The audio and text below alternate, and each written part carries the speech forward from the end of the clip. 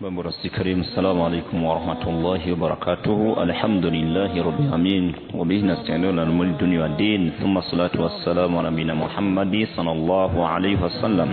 hashimwe Allah subhanahu wa ta'ala amahoro n'imigisha n'imizagiro bibandanye bisakara ku basozereye intumwa y'Imana Muhammad sallallahu alaihi wasallam benawe muri muri ngenenyiziwe nabo zazokomera kumukurikira gusha kumusumira ukadusaba Allah subhanahu wa ta'ala adushire muri abo.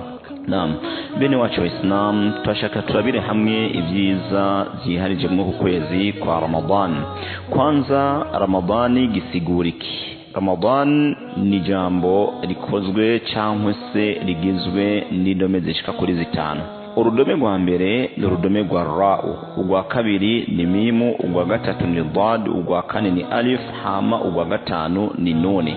Ramadan rero mwizi ndome zitanu zigize iyi Ramadan abamenyi bagiye baradusigurira urudome rumwe rumwe isiguro yango.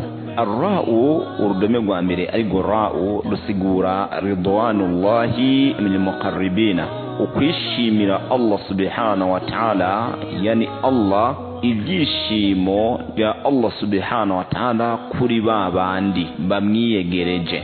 Bajya rero biyegereje Allah subhanahu wa ta'ala aragira ibyishimo bitagira uko bingana kubona kiremwa muntu amyiyegereje akamwegera mu gukora ibada za Allah subhanahu wa ta'ala, mu gukora ibikorwa nyobokamana. Hamu urudome rugira kabiri ni urudome rwa mim, bisigura maghfiratullahi lil'asina, yuko kigongwe cha Allah subhanahu wa ta'ala agirira babandi bamucumurira.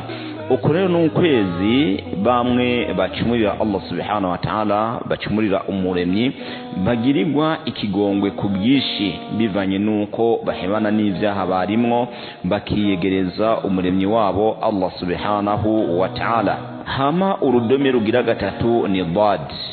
Dad nayo nisigura dhamanullahi litai'ina. Allah subhanahu wa ta'ala aha isezerano yuko azoha ivyiza kuri babandi bamwumvira, bamwe bamwumvira bamugamburukira, abo yabahaye isezerano ryo kuzobaha ivyiza. Hama urudome rugira kane ni alif. Alif nayone isigura ulfatullahi lilmutawakkilina, yani ukuba hafi kwa Allah subhanahu wa ta'ala kuri babandi batawakkali kuri we, babandi bamwizeye, babandi bamwizigira ukuri ko kumwizigira Allah subhanahu wa ta'ala aba hafi yabo. Naco gituma uhoraho Allah yamari hafi ya kiremwa muntu igihe cyose kiremwa muntu amubaye hafi, nankeka yuko Imana ibuba hafi. Hama urudome rugira gatanu ni urudome rwa nun. Urudome nagone rusigura nawarullahi lisadiqina, impano ya Allah subhanahu wa ta'ala kuri babandi babanyakuri, bamwe bemeye Imana by'ukuri, Imana ibaha impano. Bisigurika yuko kushika mu kwezi kwa Ramadan abari impano itagira ukwingana, abari impano wahawe n'uhoraho, ahubwo umuntu abakwiye kwama ariko arashimira Imana kubona yamushikanye mu kwezi. Reka tuzogenda turayibona buhoro buhoro.